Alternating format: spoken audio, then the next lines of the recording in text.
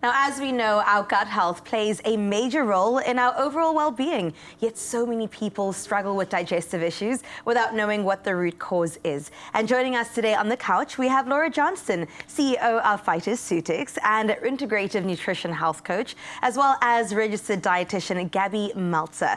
And we're going to be exploring how diet stress and also supplements can impact your gut health. Ladies, welcome. Thank you so much for being here. Thank you. Very interesting conversation. I think it's all over social media too, just figuring out how we can better secure our bloated bellies, because so many women, even men, struggle with this. So maybe I can come to you, Gabi, and just find out a little bit more about what people usually come to you to find a solution for. What is the thing they usually come to you for? So my specific interest is in IBS. So I mostly am working with clients who have uncomfortable gut symptoms. So whether it's constipation, whether it's diarrhea, whether it's excessive bloat or cramping or pain or excessive gassiness, those are the clients that I'm mostly seeing.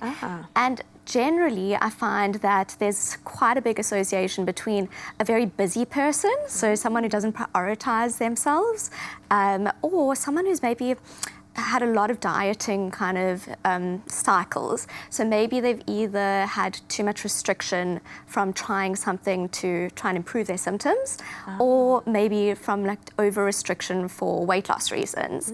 And both of those things can actually worsen symptoms. And then never mind the anxiety that's provoked by being worried about either foods making you gain weight or foods worsening symptoms. And that affects this gut-brain axis. Well, let's get into this gut-brain connection, because Laura, I've heard that they've said the gut is like the second brain. So what's your perspective on that? Yeah, so things like disordered eating and stress really can affect this gut-brain axis.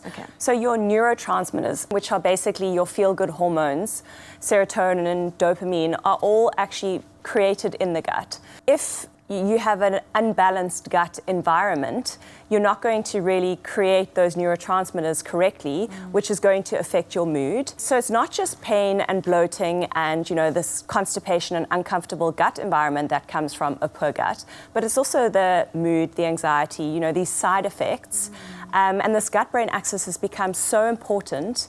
And there are probiotics out there that actually have been clinically proven to work on this gut-brain axis. So things like Bettergut, which is a probiotic, can really help with that. And I love that you also mentioned that it's not just the food we eat that trigger the hormones, but also the environment that we find ourselves in, the extra stress, the busy lifestyles that contribute towards this as well. But when we're talking about tools to address the gut issues, please tell me that there are some.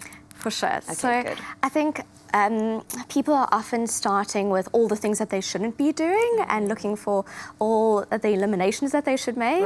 But it's not really the place to start. So we begin with more eating habits and patterns. So I often find that people go very long hours without eating, especially very busy people, or if they're trying to fast because they're dieting or whatever it is. So with that can come very ravenous appetite and then overeating by the time they do eat. So for a sensitive tummy, not the best.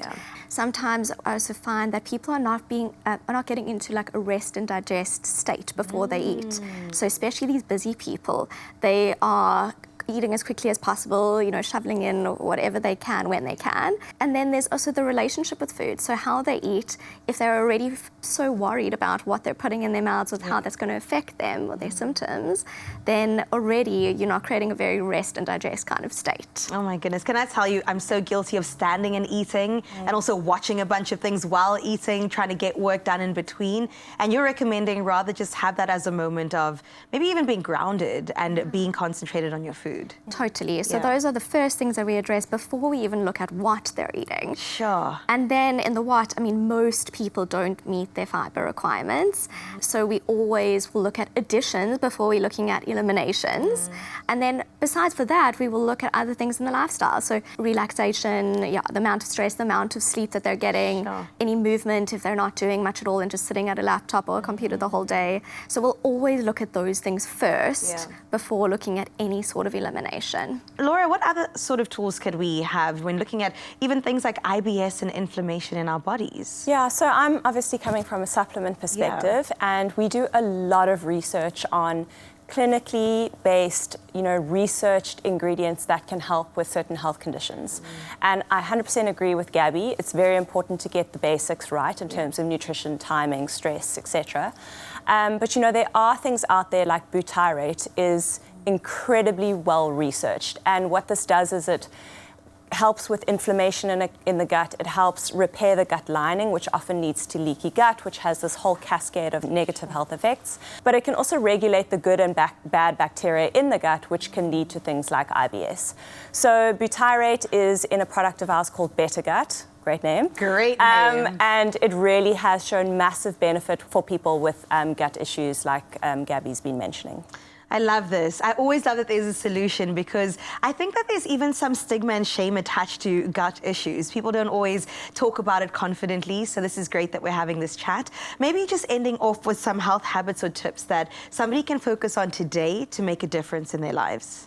I think always focusing on what you can add in. So what is a positive change that you can make? Yeah. And starting slow. I think often the kind of clients that I see that seek help are maybe more perfectionists, and it's interesting, and it's quite normal to want to do everything perfectly, but that often ends in a failure. So I would say build on small steps. Start with one thing that you think could be helpful to change, whether it's when you eat, how much, what you could add in, eating more mindfully, whatever it is, or something to do with your lifestyle. And then also, I think it's important considering doing something for your health rather than focusing on doing something for just weight loss. It's quite different. And also the amount of noise that we're maybe exposed to now with social media and the internet, it's endless. So I think it can be quite overwhelming and quite tricky. So just starting somewhere, thinking about what are the positive things that I can do, rather than what are all the things that I shouldn't do. I love that. I love imperfect progress, because it's still progress at the end of the day. You don't have to be perfect the first time. I'm telling myself that as well. Ladies, thank you so much. This has been so informative and so helpful, because at the end of the day, we want a happy gut. It equals a happy life, right? Because no one enjoys feeling bloated. I can attest to that. And uncomfortable. From mindful eating to gut supporting supplements, small changes really can make a huge impact. So for more information, do go ahead and look at the perfect product to treat your gut by visiting Phytoceutics.com. Optimize your gut health with Phytoceutics range of pre, pro, and postbiotics. Use code EXPRESSO for 15% off at Phytoceutics.com.